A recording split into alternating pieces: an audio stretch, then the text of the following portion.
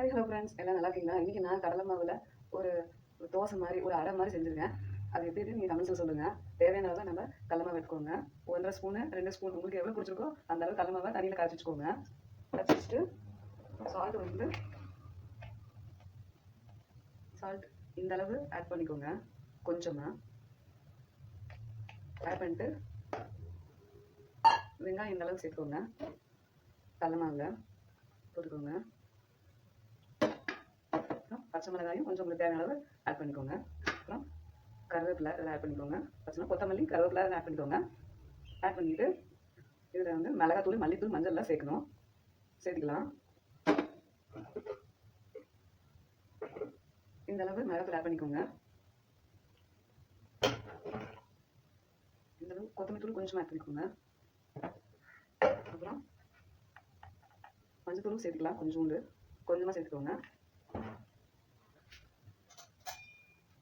இதெல்லாம் நல்லா கலக்கிக்கோங்க. கலக்கிட்டு நல்லா மிக்ஸ் பண்ணிக்கோங்க. மிக்ஸ் பண்ணிவிட்டு தோசையில் ஊற்றிக்கோங்க.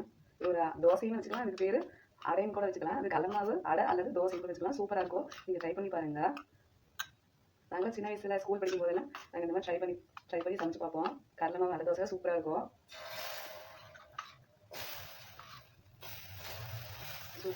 அந்த மாதிரி நீங்கள் ட்ரை பண்ணி பாருங்கள். சூப்பராக இருக்கும்.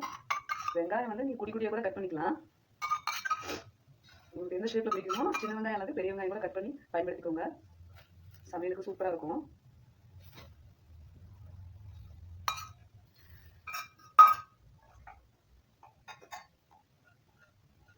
இந்த அளவு எண்ணெய் ஆட் பண்ணிக்கோங்க. வேகிறதுக்கு கொஞ்சம் டைம் எடுக்கும்.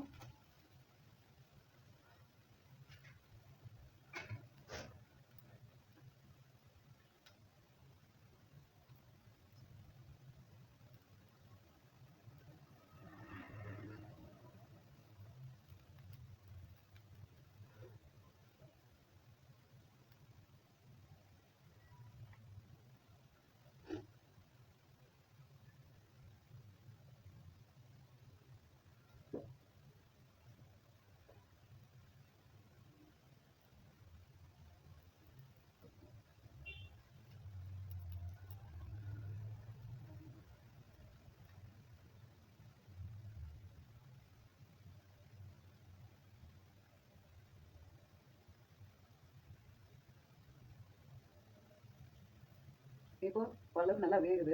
நம்ம திருப்பி மெதுவாக திருப்பணும். இந்த அடை தோசை கடலை மாவு அடை தோசை ரொம்ப ரொம்ப உடம்புக்கு ரொம்ப நல்லது. இது ரொம்ப உடம்புக்கு ஹெல்த்தியானது அந்த கடலை மாவு அடை தோசை. ஃப்ரெண்ட்ஸ், நீங்களும் ட்ரை பண்ணி பாருங்கள். உங்களுக்கு ரொம்ப பிடிக்கும் இந்த கடலை மாவு தோசை. இது 2 வாட்டி ஸ்டவ் ஆஃப் பண்ணிடலாம். நல்லா வேகணும். இதுக்கு தொட்டுக்க தேங்காய் சட்னி யூஸ் பண்ணிக்கோங்க. சூப்பராக இருக்கும், சுவையாக இருக்கும்.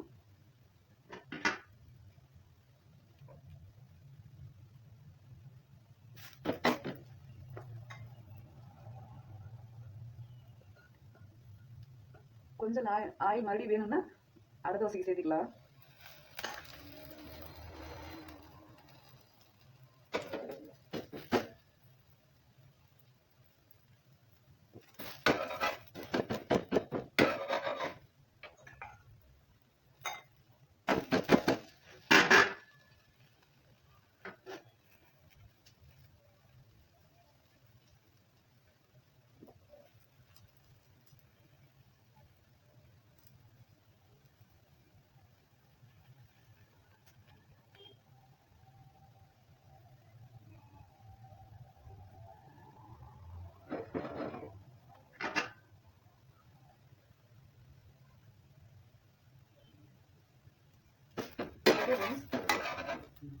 கடலை மாவு அடை தோசை நல்லா வெந்துருச்சு.